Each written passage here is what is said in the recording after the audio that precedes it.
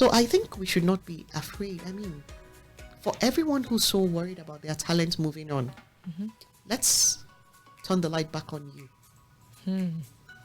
At a point, you were raw talent also. You got to work in some spaces with some people you grew. You have this vision that you're running with. And for you to where you are, the high skill in whatever competence area that you have, and you're now putting together this team, you have also grown and moved on from spaces.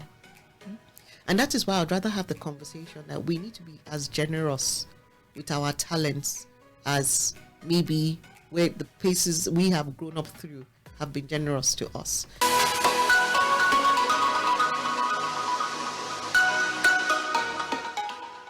Hello everyone, welcome back to Techpoint Africa Podcast. Thank you for always joining us, whether you're watching us or listening to us on any of our podcast platform, or watching us on YouTube, or you watch just on Instagram. You might not be able to watch the full clip, but you get my drift, right? Yes, thank you for watching us. Thank you for staying with us. Thank you for your feedback and your comments. We do not take any of that for granted. And if you're here for the first time, welcome. Don't forget, if you're watching on YouTube, don't forget to subscribe and click on the notification bell so that you can be notified anytime a new episode is out.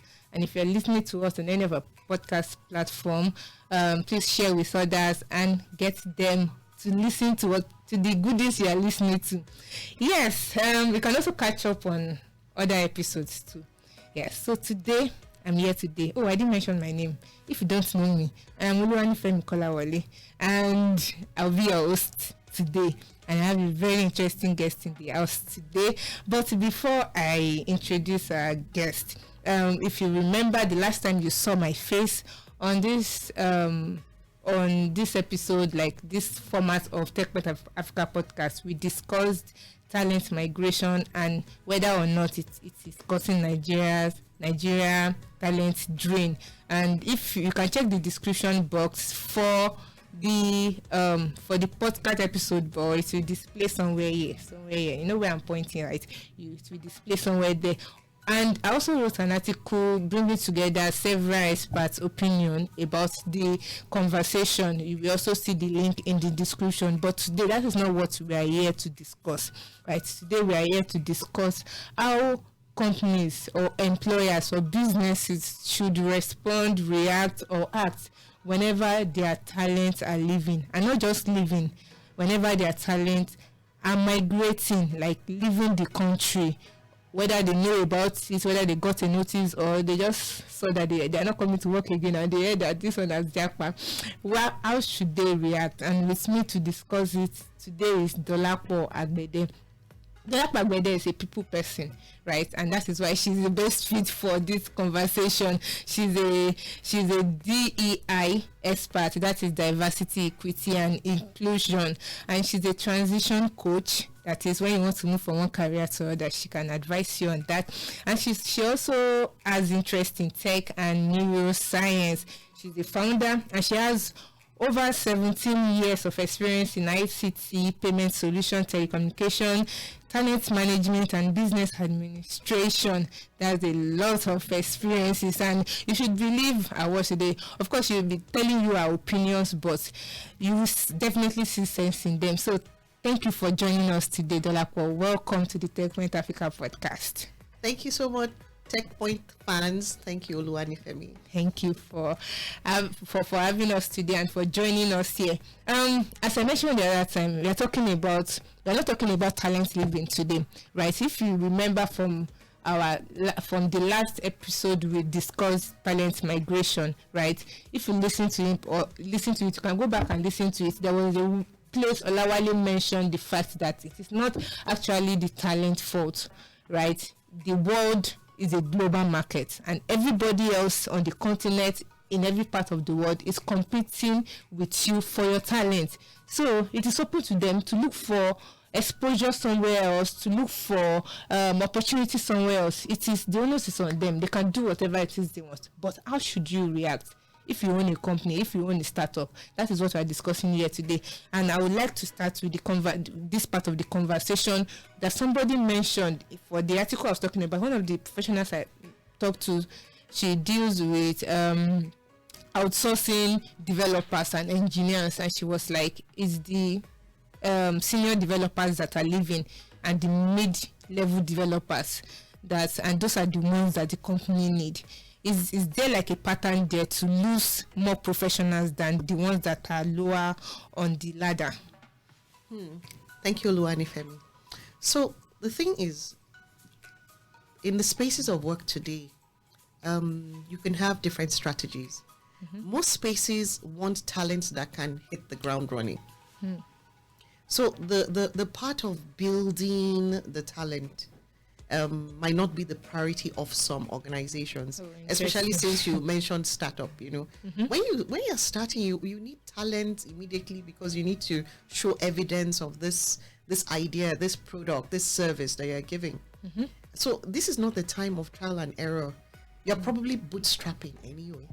So you want to make sure that every penny, kobo, cent you are paying must be yielding the right kind and quality of result. Yeah. So when you have that top of mind, there are some certain roles within the team that you do not negotiate about them coming on board with the full skill. There might, with succession planning in mind, you might have somebody already shadowing them, but that shadow must also have the right kind of background for them to be able to pick up, learn, and then of course that person too can move on. Right. But the truth of the matter is, for any startup, there's really no time. If you are bootstrapping, you're not too liquid, unless you have people who are putting in sweat equity with you. So that's the kind of person who will be like, okay, don't pay me. But look, bills exist, right? True. Everybody has bills. And so when you are aware that with this my current skill, I could earn in 7 digits somewhere. Even if it's the low 7 digits, it's still 7 digits. Right. And then you can only currently give me something very low in 6 digits. In fact, it's barely scaling into 6 digits because that is where the company is in terms of what they can put into their cash flow to pay. Afford. Yes. So, in those realities, unless you are kind of like emotionally invested in something, you will seek your greener pastures. Yes. But there are ways to still have buy-in, and that's why in the now of work, we talk about, when people are still talking about future of work, it's already here. It's now. In the now of work, it's better to tie talent to deliverables so that, this talent in the time, they can commit to delivering yours and still deliver somewhere else. Or the only area where there's a lot of gray is how do you make sure that we do not have conflict of interest. Fantastic. How do you make sure that the idea over here does not morph into the other side? But again, you now see that bigger organizations kind of like have this, right, where you have maybe a customer service outfit. You're providing customer service for different clients. So but it's implicit that you would know how to manage making sure that confidentiality between the different the different clients you have is maintained, so that one person's strategic differentiation is not leaked to the other side. So when you can find as a talent, if you can find your ethical way to make sure that lines don't get crossed, and then you begin to gain that reputation in the marketplace, then people can trust you or trust the people that you're pulling up. But the thing is, look, there are some realities. Number one, organizations are looking for people to hit the ground running. Number two, the talents have bills to pay and they have aspirations too. Number three, there might always be that better offer. So what do you do to make sure they still commit to you? So those experts, in a way, they've learned all they have to learn. So it's for them to, compared to the ones that are still low, they are still in the junior level. For them, it's just like, I need to retain myself in a place and learn, right, the let's say the anxiousness or the enthusiasm to leave quickly might not be there as much as it is for the ones that are top of the ladder. So, again, let's look at it this way. For a person who's very experienced, you can pick and choose, and then your learning curve is shorter because you've already come quite a long way. Things are changing kind of like on the fly right now. So if you are not even actively upskilling, you will become obsolete. So even the experienced person is upskilling very regularly, following the trend, trying to stay ahead of the curve. There will always be that initial set of people. Like, there was a time, there are some roles that did not exist, like data analyst. Some years back. 10 years ago, what was that? A cloud engineer? No, of course. Not really. 5 years ago. A DEI expert? What is that? So there's some roles that are coming up. I saw something about, there was a LinkedIn ad for a metaverse product manager. Interesting. That's barely 1 year to have that kind of profile as someone you want to hire. So the thing is, the world and what they want to pay for is evolving every time. I would rather liken the people who are in the entry to mid-career, I would rather liken them to people who have gone through school to do the basic knowledge, and they're kind of like they're interns, they're on the job. Because there's a way that if you do not practice, you cannot even sharpen what you know. True. And when you don't know enough, your creative side cannot now give it your own flavor. Because in the end, we're all individuals. The way you would do something and I would do something, the outcome, the deliverable might be similar. But the style we use to bring it out, whether it's even in the interaction with our fellow team members, would be... So we're different experiences. And it would always show in the outcome. But again, if you have a structured space where the deliverable, what it must be, is like kind of like cast in stone, of course you get it done to that specification. But you see there will be that team leader or that team member who's nicer to work with than the other, and that's where we are different. Yes. So I'm seeing a nuance here that if you train, like say the professionals are leaving, migrating out of the country, and you say you want to train the mid-level ones and the junior ones to become professionals, won't they leave too? So which is why, again, succession planning is important. And when you find more structured places, you hear them talking about pipeline, talent pipeline. Yeah. What does that mean? There's the entry part and people are coming out. It's normal to outgrow a space. In our parents' time and our grandparents' time, for those who are in structured spaces, they outgrew it with retirement. Yeah. Right? Even if they wanted to stay, the organization will say no. You've used 35 years. Then there was a season, and if we look at Nigeria, there was a time when job losses were not normal. Yeah. It was guaranteed that once you got a job you would do your 35 years. But again, with things changing, some organizations are not there anymore. Some manufacturing plants are no longer relevant, or the sector they are working in has become mature. Like any teacher now that's teaching like high school grade, secondary school grade people, who is not comfortable with delivering their lecture and doing their student engagement via online technology now. Absolutely, they can't cope. And you insist on using white chalk on the black, not even a whiteboard. It's the word has left you.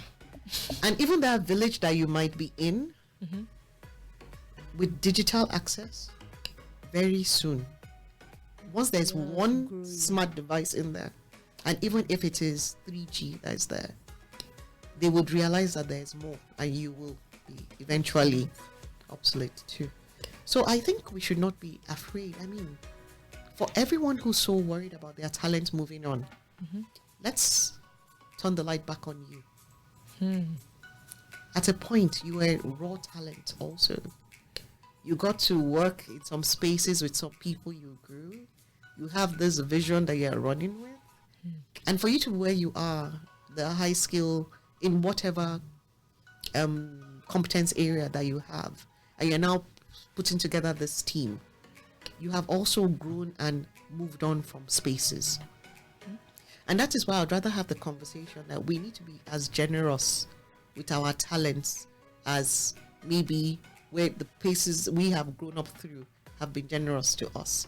And if they were not generous to us and we had to end up living in a very discordant, very uncomfortable way whereby they're still guilt tripping you till now, but you know you have to move on to go push this dream of yours, then when you see others trying to push their dreams, I expect you to be a bit more generous. We're already moving towards how these people should react. I mean, employers and companies should react.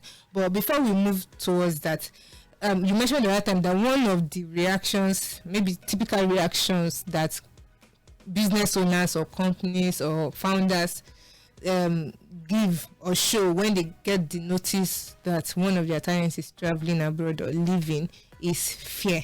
Right? How do we get somebody else to occupy this? It's a typical reaction. Are there other reactions that business owners show? Should explore.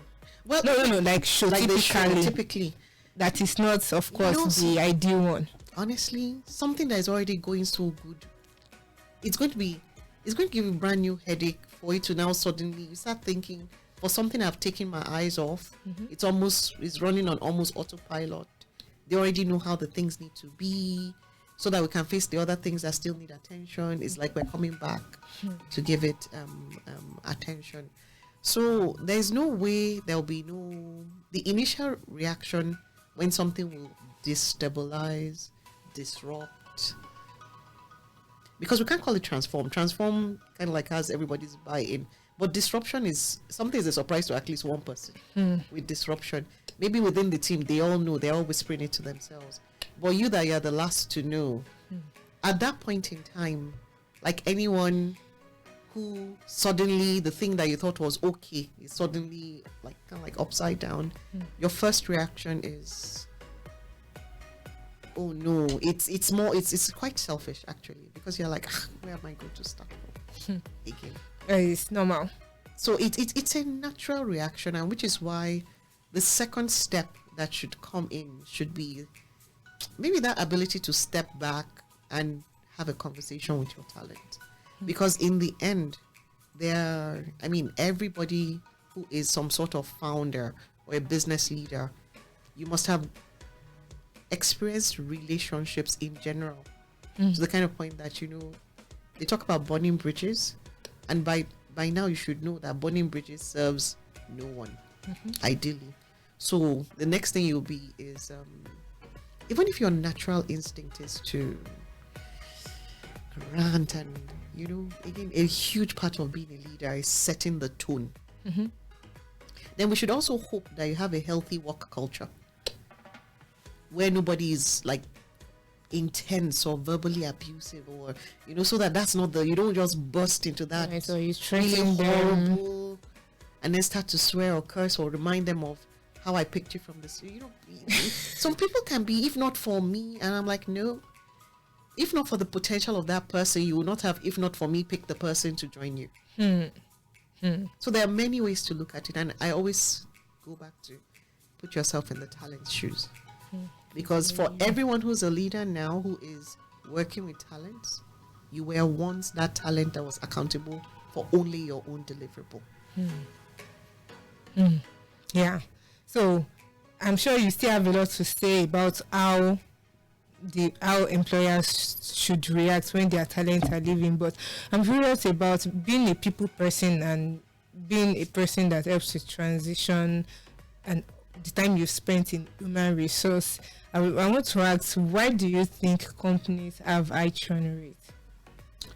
So the thing is, the reason why companies used to have high turnover before and the reasons they have it now are quite different, in my opinion. Okay. So before, it used to be just about, when I say before, I'm talking pre-internet.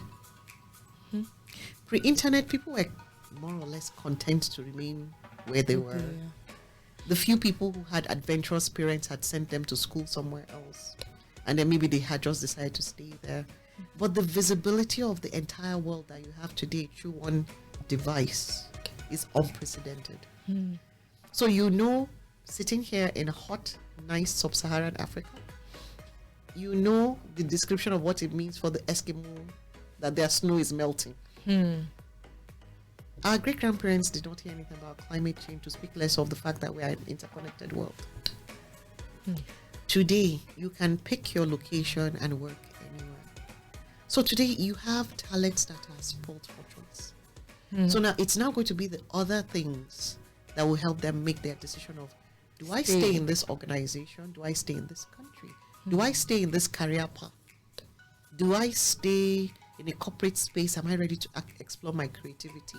Do I want to be part of a system, or do I want to create something and others can come and join me? The thing is, the dynamics of we're spoiled for choice today, and there is space for everybody. There is truly space for everybody.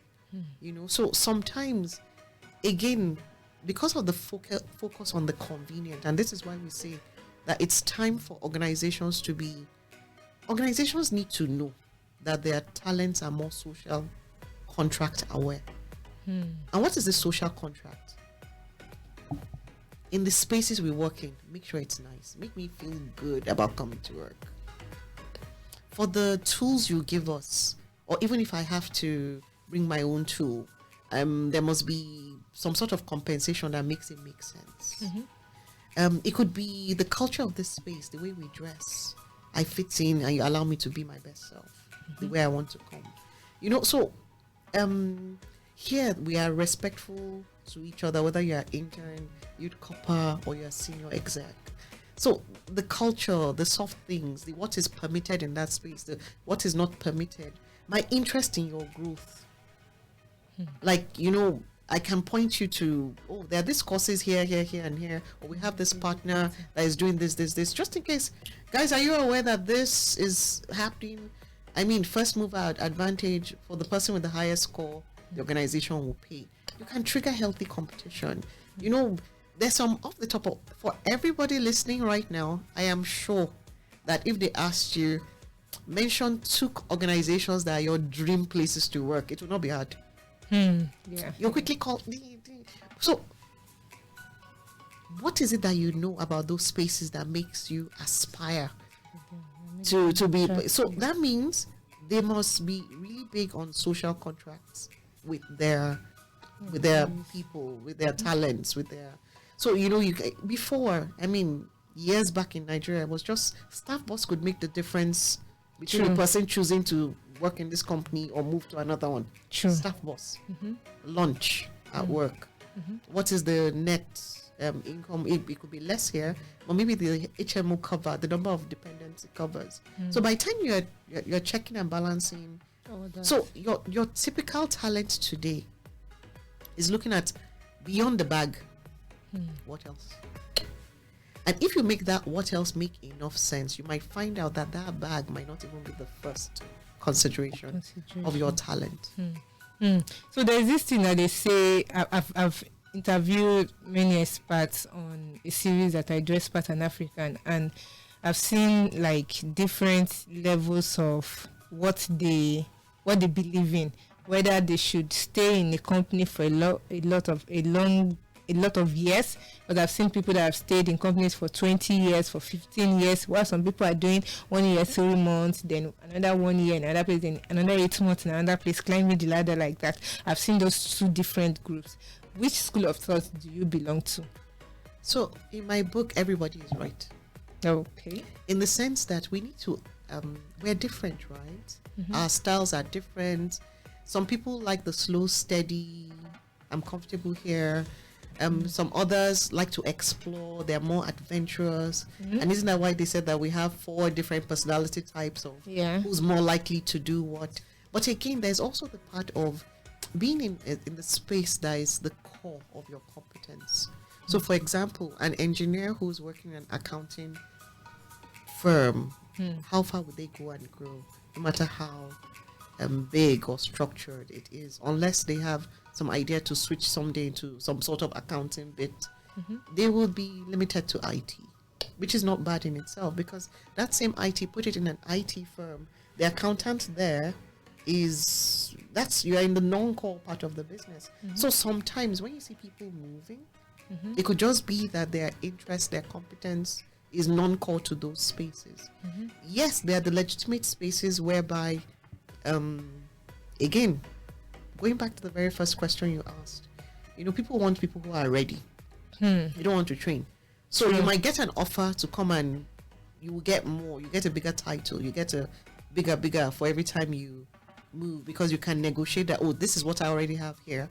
For me to move, I require this, which I did not have here, right? And then with that, people will now decide to make the move. But again, that place you're going to, they are going to be leveraging competencies you already have, that you have evidence of. And you would be smart to make sure that new place you go to, you better upskill. Because sooner or later, whatever it is they needed from you, might it will be put in place. The succession would be experienced. That sales or revenue ramp up would have happened. That network that you carry is already delivered. They've already started building relationships directly, so they might not need you anymore. So in the end, growth will happen. People will move, circumstances will change, we will all grow old. True. Our interests will change. What will be important to us might shift as we move for every decade of our lifetime. So even with that, the fact that there should be options, and those options should be respected. And the first person to respect you and your talent is you. It's you. The first person to respect you and your talent is you. I hope you are catching those, Rema. Before we go on, let's pay homage to those people that are paying our salary. Hi, I'm Abisola Adenoga, the head of business at Techpoint Africa. Did you know that you could present yourself as a reputable brand leader? Did you know that your business can get the limelight it deserves? Now you do. Using Techpoint Africa's marketing tools, we can put you in the faces of a large audience for brand awareness and thought leadership. To do this, reach out to us by sending an email to business@techpoint.africa or click on the link in the description below.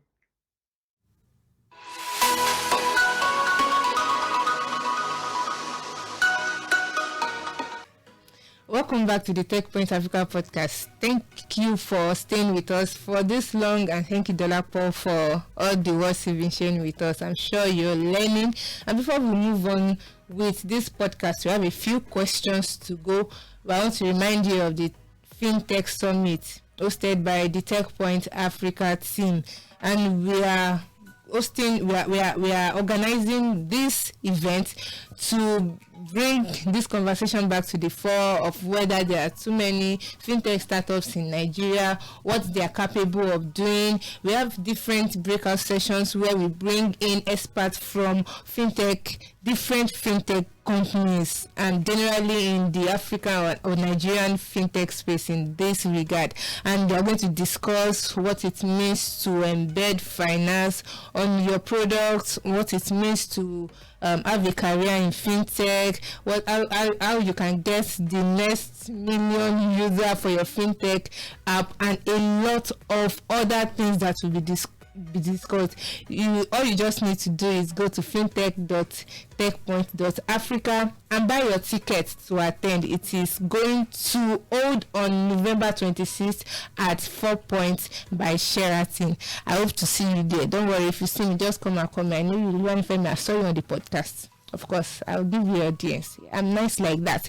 Let's get back to the conversation. So we said the other time whether you should leave quickly or you should stay in a company, and you mentioned the fact that everyone is right depending on some factors that you mentioned. And how do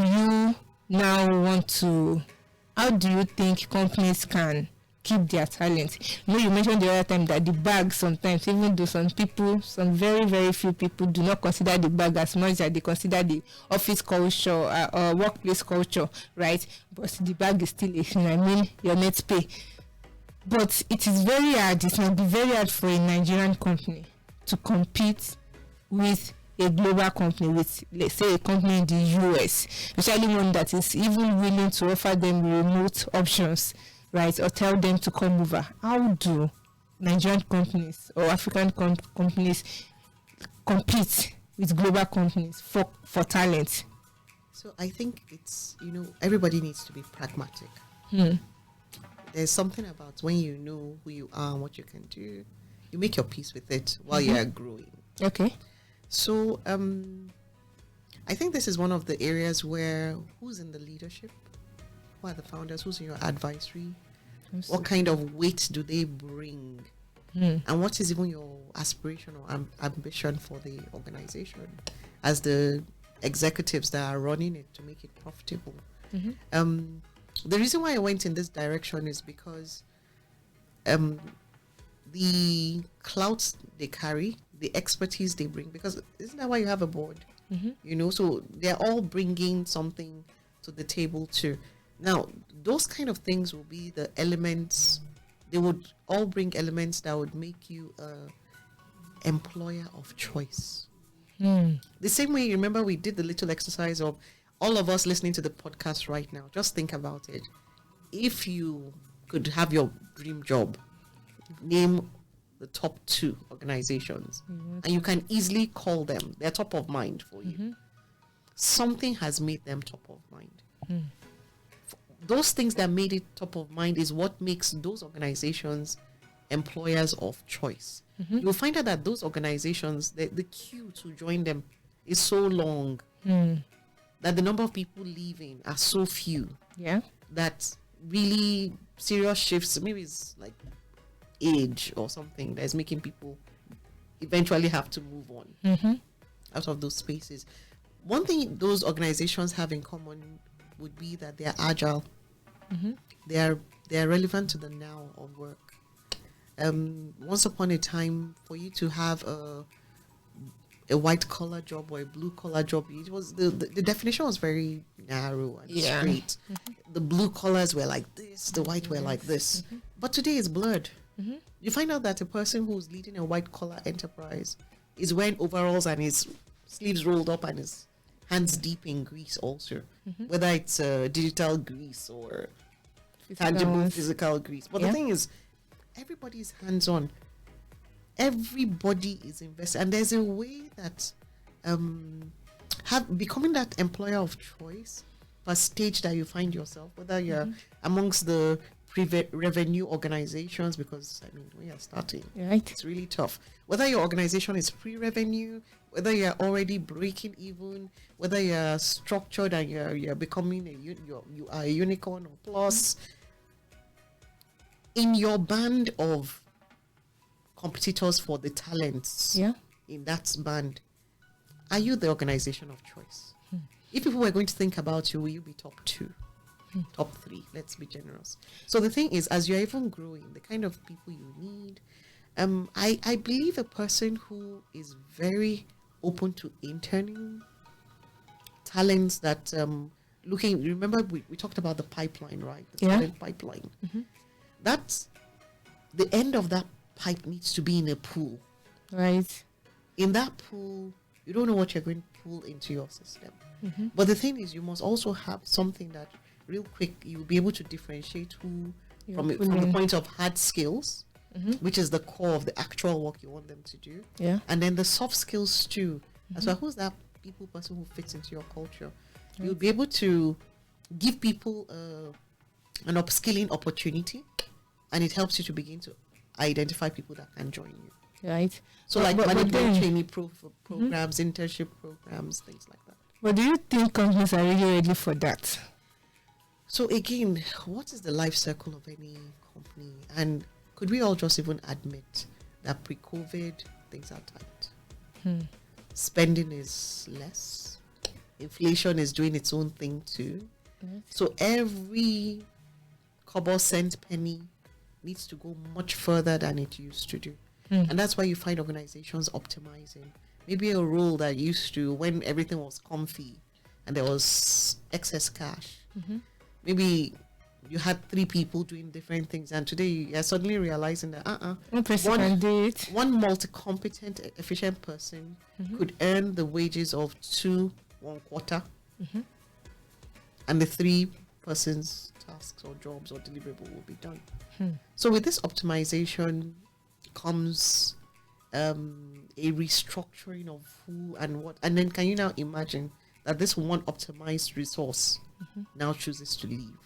The vacuum will be bigger than when it was just a person doing a single thing. But again, this is where the fact that we're a global talent village is wonderful. This is where it's important that your talents can be sourced from anywhere. Today, if you're ready to deal with time zone and possible language barrier, and you are open to having virtual teams, you might even find out that those your talents that have had to leave for whatever decision, the bag, the environment, better options for their offspring, whatever it is, That they're leaving for. they could actually still work with you remotely. It's just that your contractual, your employee contract is slightly different. So maybe where they were full-time with you, physically reporting to the office while they were here, now that they've left, they want to give you, 3 hours per week for whatever deliverable you absolutely need them to do because you like how they do. While you're still looking for who can do, my point is there are options, and the only way you can leverage these options is by being generous to your talent in the first place. So relationships, because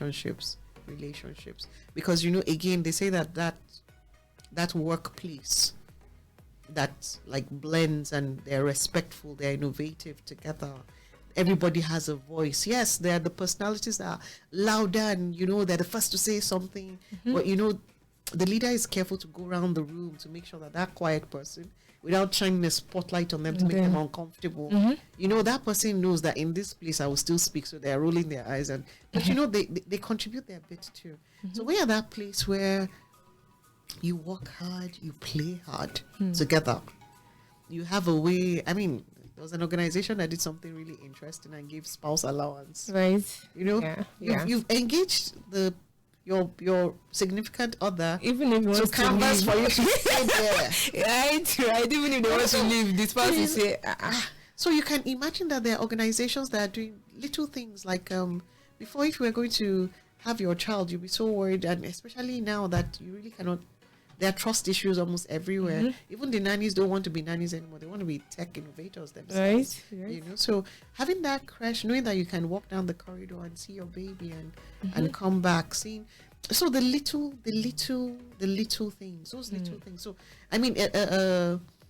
a talent whose immediate concern was something. As they grow older, as things evolve, their requirements will shift and will change. And it's okay for them to outgrow that space. But what you would never take away is the good experience of their growth in that place, of the people they've had the privilege to work with.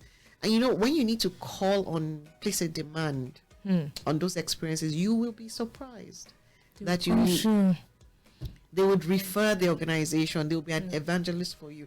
They might even groom someone to replace themselves if they absolutely have to go. They might continue to support that person even when they're not physically there, to make sure that you, the organization, you still have good experiences with that person because they're still invested in that organization. It's just that circumstances, other things, it's just time to move. It's just time to move. If I've taken anything away from what you've said now, relationship is a good one. Like, you might not be able to compete with global companies on some levels, especially when it comes to pay, right? But for some people, work culture is important to them. They can make compromises because of the way, because of the dynamics in that workplace. And that, I think that is key if I'm going to take anything out from what you've said today. And this is to every employer or startup founder or company owner, that having a good relationship with your employees is very, very key. It will save you in situations like this, that those people might even reconsider leaving, even when you are talking about like better opportunities somewhere else. And you've heard it from Dolapo today. with her experiences with people, she's telling you that you have to have a good relationship with them. Maybe the money is not all that matters every time. Treat your people well. They'll treat you right when things are also in their hands. Yeah, I don't burn bridges. No. Let people go when they want to go. Right. Thank you very much, Dolapo. You said a lot today, and I'm sure our listeners and people watching us have learned a lot from all we've discussed. Thank you very much for joining us today, and I hope to see you guys sometime soon. This Japa series continues. We've discussed whether there's a brain drain today. We have also discussed how companies and business owners should react or respond whenever their talent decide to travel out. And coming soon, we will discuss the cost of hiring new talent to fill up those gaps left. Thank you again once again for joining us. Bye.